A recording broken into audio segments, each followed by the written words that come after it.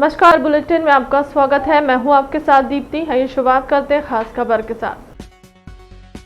महोबा पहुंची सपा महिला सभा की राष्ट्रीय अध्यक्ष ने सीएम योगी पर साधा निशाना। कहा, कमल छाप दूरबीन से सरकार को नहीं दिख रहे माफिया। सपा सांसद के बयान पर मांगी माफी। समाजवादी महिला सभा की राष्ट्रीय अध्यक्ष जूही सिंह जनसंवाद कार्यक्रम में शामिल होने के लिए आज महोबा पहुंची, जहां उन्होंने पीएम की सुरक्षा में लापरवाही मामले में जांच की बात कही, तो वहीं सीएम योगी पर जमकर कटाक्ष करते हुए निशाना भी साधा है। उन्होंने बीजेपी पर अपराध बढ़ाने और माफियाओं को लेकर कमल छाप दूरबीन से माफियाओं के न दिखाई देने का भी आरोप लगाया। इसके साथ ही सपा सांसद शफीकुर रहमान का आजम खान पर दिए गए विवादित बयान पर उनके द्वारा माफी भी मांगी गई। उत्तर प्रदेश के विधानसभा चुनाव को लेकर कार्यकर्ताओं में जोश भरने के लिए समाजवादी पार्टी महिला सभा की राष्ट्रीय अध्यक्ष जूही सिंह जनसंवाद कार्यक्रम में शामिल होने के लिए महोबा पहुंची, जहां सपा कार्यालय में महिला कार्यकर्ताओं सहित अन्य पदाधिकारियों ने माला पहनाकर उनका जोरदार स्वागत किया। और इस दौरान उन्होंने आगामी 2022 के चुनाव में पूरी शिद्दत के साथ पार्टी के लिए काम करने की नसीहत महिला कार्यकर्ताओं को देते हुए अखिलेश यादव को मुख्यमंत्री बनाए जाने की अपील की। इस मौके पर पत्रकारों से वार्ता करते हुए सपा महिला सभा की राष्ट्रीय अध्यक्ष जूही सिंह ने सीएम योगी पर निशाना साधते हुए कहा कि सपा को गुंडों की पार्टी कहने वाली बीजेपी को कमल छाप दूरबीन से माफिया दिखाई नहीं दे रहे और खुलेआम माफिया क्रिकेट खेल रहे हैं। जूही सिंह ने बीजेपी को अपने निशाने पर लेते हुए कहा कि बीजेपी सरकार में महिलाओं के प्रति दुराचार और अपराध का ग्राफ तेजी से बढ़ा है। उन्होंने कहा कि इस रंग बदलने और पत्थर बदलने वाली बीजेपी ने सिर्फ यही राजनीति की है।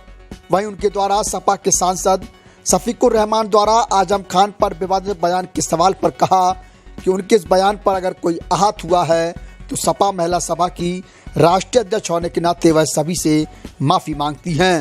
आपके सांसद कह रहे हैं कि आजम खान जैसे हजारों लोग जेल में बंद हैं, इससे तमाम लोग नाराजगी भी जाहिर कर रहे हैं। मैंने ये टिप्पणी सुनी नहीं। मैं आजम खान साहब हमारे बहुत ही वरिष्ठ नेता हैं और अगर किसी ने कुछ कहा है इससे लोग अगर आहत हैं तो उसके लिए मैं समाजवादी पार्टी महिला सभा की राष्ट्रीय अध्यक्ष, राष्ट्रीय प्रवक्ता जरूर माफ़ी मांगती हूँ उन लोगों से, क्योंकि हमारे लिए आजम खान साहब हमारे बहुत वरिष्ठ नेता हैं, संस्थापक सदस्य हैं और हमारे राष्ट्रीय अध्यक्ष जी उनका बहुत सम्मान करते हैं। अभी तो शायद उन्हीं के कोई सहयोगी बड़े माफिया पूर्वांचल के क्रिकेट खेल रहे थे, तो दूरबीन नहीं थी शायद वहां पर देखने के लिए कि क्रिकेट कौन सा बाहुबली खेल रहा है। देखिए, इनके पास एक कमल छाप दूरबीन है जिसमें माफिया वही दिखते हैं जो ये देखना चाहते हैं, गुंडे वही दिखते हैं। भारतीय जनता पार्टी की जो रंग बदलने की, पत्थर बदलने की और झूठ बोलने की प्रवृत्ति है, इसको बेनकाब करेगी। हमारी भूख तक का इन्होंने दाम लगा दिया। इतनी ये प्रधानमंत्री की अगर सुरक्षा में चूक हुई है तो जांच करा ले। हमारे प्रधानमंत्री हैं, सभी चाहते हैं कि सुरक्षित रहें, लेकिन भारत में हर भारतवासी सुरक्षित ही है। हम सपा महिला सभा की राष्ट्रीय अध्यक्ष जूही सिंह ने पंजाब में प्रधानमंत्री की सुरक्षा की चूक वाले मामले में कहा कि पीएम की रैली में कुर्सियां खाली थी और उनकी सुरक्षा में चूक हो गई तो फिर यह जांच का विषय है। कोरोना काल को लेकर जूही सिंह ने सरकार पर निशाना साधा और कहा कि कोरोना काल में दुर्व्यवस्था, अर्थव्यवस्था और विकास का पहिया पूरी तरीके से ठप पड़ चुका है। वहीं किसानों के बिजली बिल में 50% माफ किए जाने के मामले में सरकार पर निशाना साधते हुए उन्होंने कहा कि अब जब आचार संहिता लगने वाली है, सरकार को किसान याद आ रहे हैं और बिजली बिल आधे माफ किए जा रहे हैं। 5 साल तक इन्होंने कुछ नहीं किया। जो है किसानों के बिल माफ करने के बाद अब सरकार कह रही है आर्थिक मुहाने पर, इसको लेकर क्या कह रही है और मार्च में अब आचार संहिता लगने वाली है, तो 5 साल तक सरकार क्या जनता के ऊपर जब एफआईआर लगा रही थी, बुंदेलखंड हमीरपुर का चुनाव हुआ था, 50-50 हजार तक के बिल आ रहे थे, डिस्ट्रिक्ट मजिस्ट्रेट लोगों के ऊपर एफआईआर दिखा रहे थे, तो क्या वो मजाक था जनता की भावनाओं के साथ?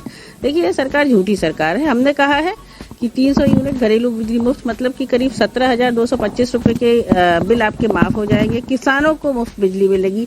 सिंचाई और दवाई पहले ही नेताजी कहते थे कि वो मुफ्त है और हमने उसके लिए बहुत काम भी किया। बीजेपी सरकार पर निशाना साधते हुए उन्होंने कहा कि शर्म की बात है कि निर्दोष खुशी दुबे जेल में है और माफिया धनंजय खुलेआम घूम रहा है और कमल छाप दूरबीन से उन्हें माफिया दिखाई नहीं दे रहे।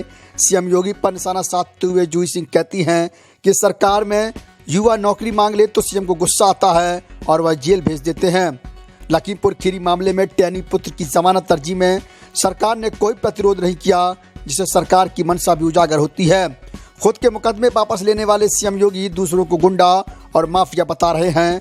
हमारी सरकार बनी तो हम किसानों को मुफ्त बिजली देंगे, साथ ही प्रदेश में अन्य विकास कार्यों को कराएंगे। शर्म आनी चाहिए। बीकरू कांड आप सबने देखा, सुबोध सिंह की हत्या हम सबने देखी, और खुशी दुबे जिसकी कुछ दिन पहले विवाह हुआ था, राज्य सरकार उसकी बेल को अपोज कर रही है। मैं भी जानना चाहती हूँ कि अब राज्य सरकार ने कुछ दिन पहले जो टेनी के बेटे हैं उनकी जो बेल की एप्लीकेशन थी उस पर राज्य सरकार ने प्रतिरोध किया, क्या नहीं किया? तो शर्म आनी चाहिए ऐसी दोहरे मापदंड वाली सरकार को। और हमारे समाजवादी पार्टी के कार्यकर्ताओं पे जितने मुकदमे लगे हैं उतने तो किसी पार्टी के कार्यकर्ताओं पे नहीं लगे। फिलहाल के लिए अब तक की खबरों में इतना ही। देश दुनिया की तमाम बड़ी खबरों के लिए बने रहे हमारे चैनल के साथ। नमस्कार।